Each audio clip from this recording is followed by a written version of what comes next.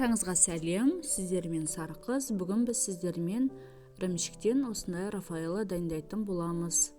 Дайындалу өте оңай. Ол үшін бізге керегі ірімшік және творог. Ірімшігімізді видеодағыдай майдалап турап аламыз. Каналыма тіркеліп, қоңыраушаны басып, подписаться кнопкасын басып қойыңыздар. Осылай бәрін турап алғаннан кейін блендерімізді салып үгітіп аламыз. Осылай барлығын үгітіп алғаннан кейін жарты ірімшігімізді тарелкаға шамалы салып аламыз. Қазір бізге керек болады. Міне творогымызға енді ірімшігімізді салып, біркелкі етіп араластырып аламыз.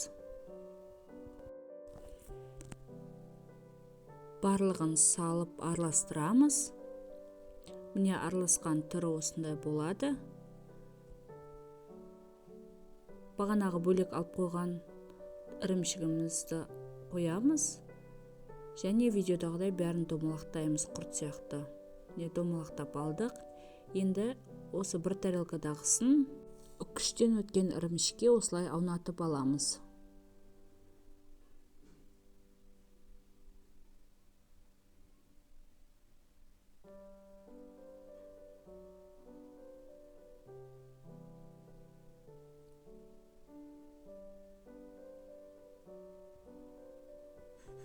Магазиннен осындай кекске арналған қағаздың кішкентай түрі болады. Соны алып, әрқайсысын осындай бір қағазға салып шығамыз бәрін.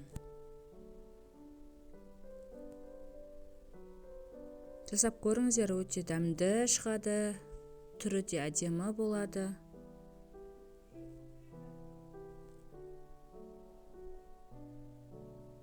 Міне осындай әдемі, дәмді.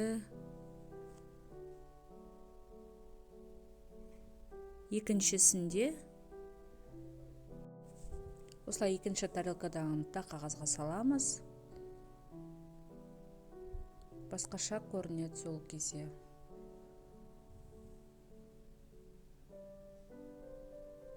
Міне бәрін салып болдық.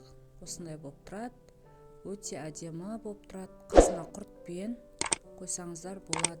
Каналыма тіркеліп, қоңыраушаны басып қойыңыздар. Аптасында 3 рет жаңа видео шығып тұрады.